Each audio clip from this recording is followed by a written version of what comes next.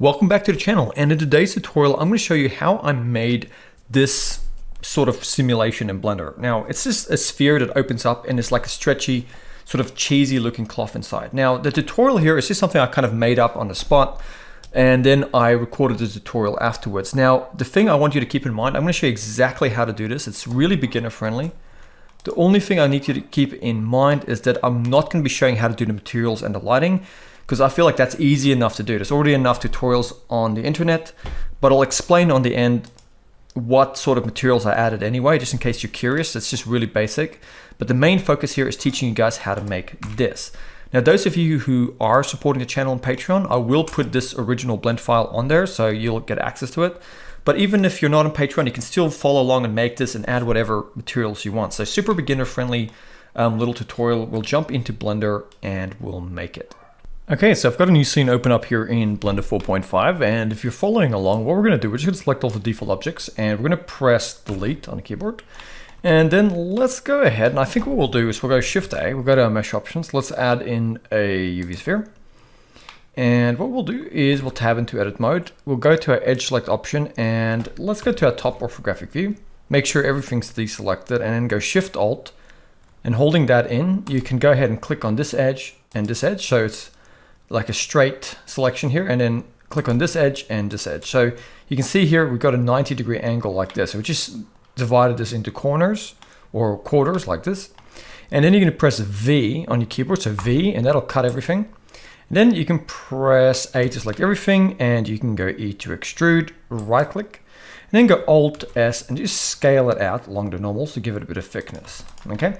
So, you can go to wireframe to see exactly how thick that is, but you get the idea, something like that. Then we're going to press A to select everything, and we'll go ahead and hit P, and we'll go ahead and separate by loose parts. We'll go back into object mode, and now we have these 4 pieces that have some thickness, right? So we're going to select all of them. We're going to right click and go Shade Auto Smooth, like so. And then we're going to go over to our modifiers, and let's just select one of these. And let's just go, well, actually our physics, that's where we want to go. We're going to give it a collision. And then what you can do, you can either select all of these and do it one by one, but I'll show you a quick trick, just in case you're wondering. You could hold in Shift and just select more than one. So let's select these 3 that haven't been had this given to it. And if you hold in Alt and click on collision, then you can give a collision to all of them at the same time. Okay, so just a little trick there. So all of these have a collision property over here. So what we're planning to do here is we're going to come over and we'll actually come up to frame 60 first. Let's just come over here to frame 60. And on frame 60, what we're going to do is we're going to actually select all 4 of these, like so, just select them. And we're going to press I to insert a keyframe. So you can see here on frame 60, they all have a keyframe. And then we'll go back to frame 1. And on frame 1, we're going to actually go Shift A. We're going to go to mesh options, add in a plane. And then let's tab into edit mode, and with this plane selected, we can right click and go subdivide. Then go to your subdivide tab, and maybe let's give it something like 20 subdivisions, or maybe 22. There we go, that looks good. And then what we can do is we can go back into object mode, and let's now select these pieces. And we want to come to frame 1. Let's enable our auto keying. And from the top view, I'm just going to go ahead and I'm actually going to do this by eye because I want it to be a little bit random. So I'm going to go G, move this here till it sits sort of at the corner of this cube. And I'm going to select this one here, do the same thing there. I'll grab this corner here, and I'll grab this one over here and bring it here, just so it's at the corners, the edges of this grid. And then I'm going to turn off the auto keying. So what we have here now, if we come to frame 1 and we hit the space bar, we can actually see these guys all move in like that. And that is to give our cloth a time to actually shrink into it first, okay? Because with animation is actually going to be starting at frame 60. So what we'll do is we'll hold in Shift and select all of these quarters again. We're going to go over to frame 70 or anywhere near here. We're just going to select the keyframe on frame 60 with these quarters selected. And we're going to go Shift D to duplicate here in the timeline and drag it up to frame 80. That'll give us a hold. And then what we'll do is we'll go over to frame 140, and on frame 140 we want it to go back out. So what we'll do is we'll actually, with all of these quarters still selected on frame 140, we'll select this very first keyframe here and go Shift D to duplicate and drag it to frame 140, like so. And then let's go Shift D again and drag that to frame 160. So we have a hold like that. And then let's come over to frame 200, and on frame 200, we'll close it again. But what we'll do is we'll just grab this keyframe on frame 80, Shift D to duplicate and drag that to 200. Once again, all of these quarters are still selected. Then let's make our end frame value 220. So that's how long our animation is going to be. So now what we have, if we go to frame 1, is this. Okay. Now it'll make sense in a little bit. Okay. So what we'll do, we'll go to frame 1, and we're now going to select our cloth here. We're going to tab into edit mode, go to our vertex select option. Then let's select this vertex here in the corner, and we're going to press F3 and type in hook. And we're going to hook to new object. Then grab this corner vertex here by itself. Press F3 again, and the option should already be there because we searched it up. So we're going to click on hook to new object. Then click on this one here, just this one. F3, hook to new object. And then click on just this one on the corner here. F3 and then hook to new object. Then go back into object mode and then select these empties that have now been generated. So holding in Shift, select all 4 of them, like so. So we've got all 4 of these empties. Go over to the data properties for those empties. And then while you're holding in Alt, come to the drop down and change it to cube. And while you're still holding in Alt, just downsize like so to make them small. So what we'll do now is we'll come to the top view here, and with all 4 of these empties selected, we're going to come to frame 1, and on frame 1, we're going to, with them all selected, press I to insert a keyframe, so you can have it here. Then let's come up to frame 22.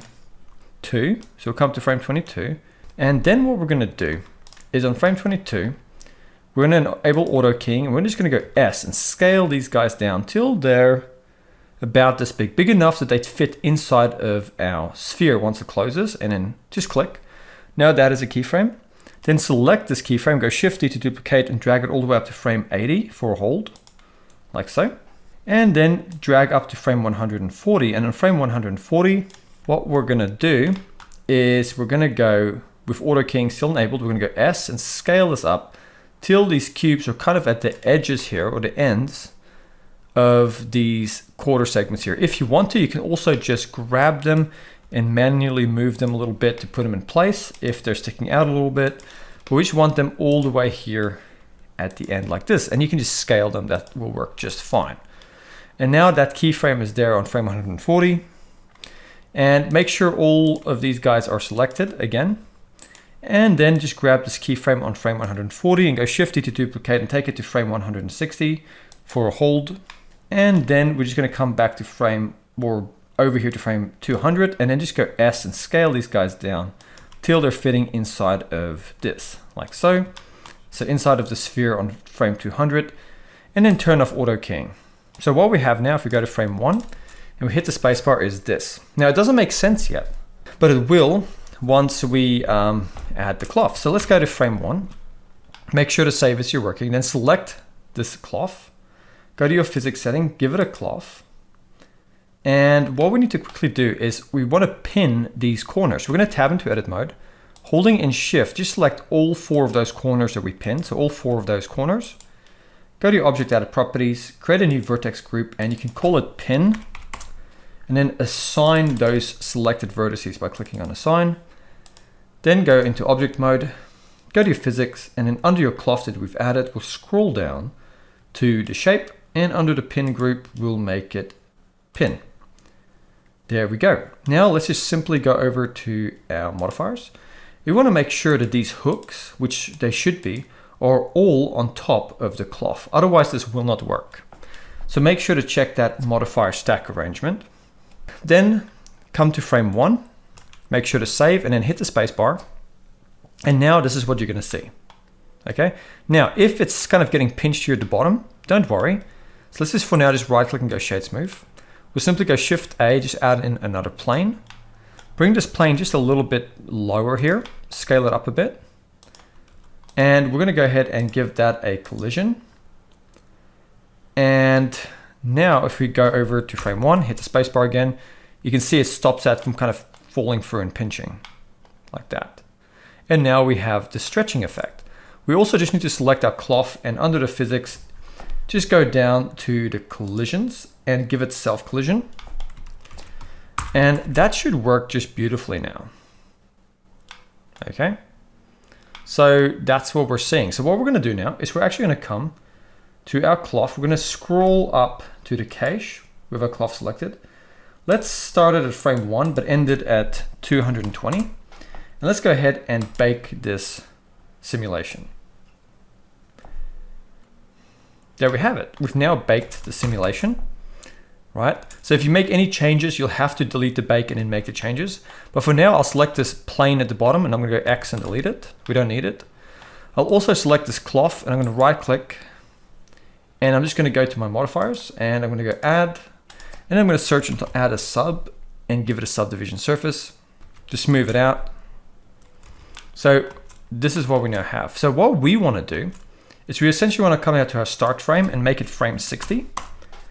Like so. And what that means is from our perspective, it's gonna look like this animation starts at frame 60. And now if we hit the space bar, this opens up like so. And then it closes up and it should be a loopable animation. Okay. So that is how you can do this. So I kind of just was working on this on the spot. I had the idea in my mind, but you know, it now works really well. So what I'll do, I'll also quickly show you guys my original, which I practiced just before doing this. And it's the exact same thing, okay? The only thing here is I just went ahead and added in a camera and added in some materials, right? Now, because that is easy to do and there are a trillion tutorials on how to add materials and do lighting in Blender, that's not something I'll be covering in this tutorial, but just so you guys can see, I've got a yellow material here, just a simple material with a bit of a higher roughness. I just added a metal texture, like a metal grid texture to these guys over here, the spheres. And then I just added some wooden plank sort of material here and then added a color ramp just to make it black. So extremely simple materials. And then lighting is nothing fancy. It's just a couple of area lights like so. And in the camera view, this is kind of what you see. I added in a little bit of depth of field, but that's about it. So super, super simple. And this is what I'll be uploading to my Patreon. But you know, I hope you guys have enjoyed this tutorial. Those of you who are supporting the channel on Patreon, you will get this blend file. I'll see you guys next time and thank you for watching.